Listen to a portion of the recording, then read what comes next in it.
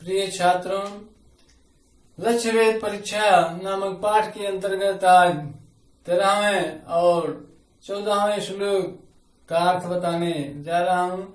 सबसे पहले उसके उच्चारण, शब्दार्थ और उसके अर्थ को बता रहे हैं। तो सबसे पहले उच्चारण सुनिए। अन्यांश शिष्यान् भीमादीन् रागस्यवान् देशजान् तथा च सर्वे तत्सर्वं पश्यामीति कुत्सिताः। ततो धनञ्जयं द्रोणम् अश्वत्थामानो अभ्यभाषत। त्वेदानीं प्रहर्तव्यमेतल्लक्ष्यं विलोक्यताम्। अन्याश्च शिष्यान् भीमादीन् राज्ञश्चैवान् देशजान् तथा च सर्वे तत्सर्वं पश्यामीति कुत्सिताः। ततो धनञ्जयं द्रोणम् अश्वत्थामानो अभ्यभाषत। त्वेदानीं प्रहर्तव्यमेतल्लक्ष्यं विलोक्यताम्।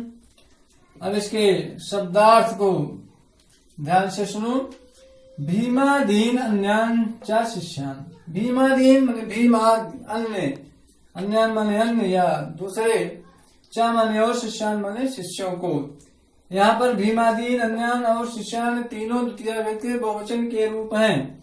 भीमादीन माने भीम आदि, अन्यान माने अन्य दूसरे, चा माने और, शिष्यान माने शिष्यों को। अन्य देश जान, अन्य देश से आए हुए, राज्ञा चा माने और, राज्ञा माने राजा। अन्य देश से आए हुए राजागण। परिपृच्छत माने पूछा, तथा माने उसी प्रकार। उसी प्रकार का मतलब यहाँ पर है जैसे युधिष्ठिर से प्रश्न पूछा था उसी प्रकार से इन लोगों से भी प्रश्न पूछा। चा माने और, सर्वे माने सभी लोग। तत्सर्वम पश्यामा मैं सब कुछ देख रहा हूँ, ऐसा उत्तर दिया। तो इति माने ऐसा, कुत्सिता माने कुत्सित, क्रोधित हो गए और अर्थात उनको कोसने लगे, उनकी निंदा करने लगे। तो तथा माने इसके बाद, अश्वत्थामा माने मुस्कुराते हुए, द्रोणा माने गुरु द्रोणाचार्य, धनंजय माने अर्जुन, अर्जुन को अर्जुन से अभिभाषत माने कहा। इदानी माने इस समय, तो माने तुम्हारे द्वारा, प्रहर्तव्य माने प्रहार करना है, एतत् माने यह, लक्ष्य माने लक्ष्य, विलोकिता माने देख लो। तो पहले श्लोक का अर्थ देखो, सुनो। भीमादीन अन्यान च शिष्यान। अब गुरु द्रोणाचार्य जिस प्रकार युधिष्ठिर से प्रश्न पूछा था, युधिष्ठिर ने जो उत्तर दिया था उससे नाराज हो गए थे गुरु द्रोणाचार्य।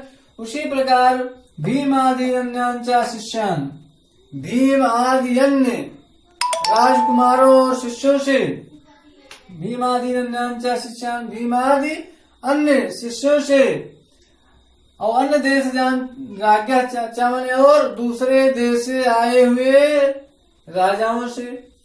परिपृच्छत माने पूछा, तथा चा उसी प्रकार जैसे युधिष्ठिर से प्रश्न पूछा था उसी प्रकार भीमादि अन्य शिष्यों और दूसरे देश से आए हुए राजाओं से पूछा।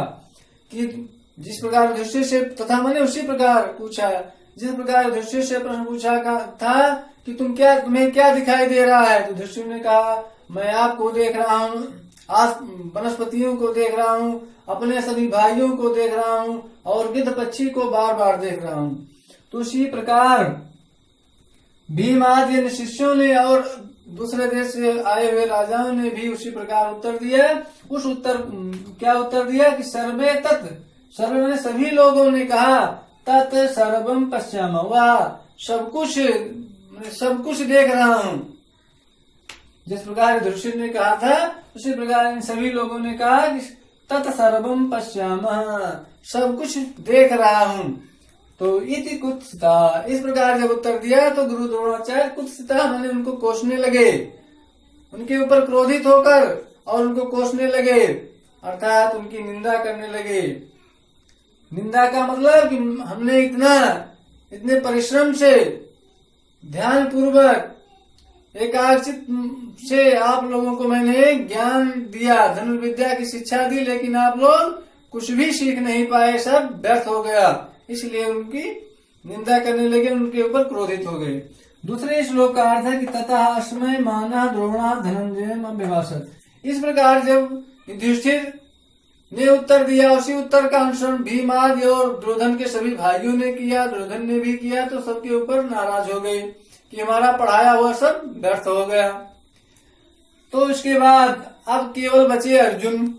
तो अर्जुन से क्या कहते हैं गुरु द्रोणाचार्य, तथा अस्मै मानः, सबके ऊपर तो नाराज हो गए, लेकिन तथा माने इसके बाद, अस्मै माना माने मुस्कुराते हुए, प्रसन्नचित होते हुए, द्रोणा माने गुरु द्रोणाचार्य ने धनंजय अभिभाषत, धनंजय ने अर्जुन से कहा, अर्जुन से बोले। क्यों?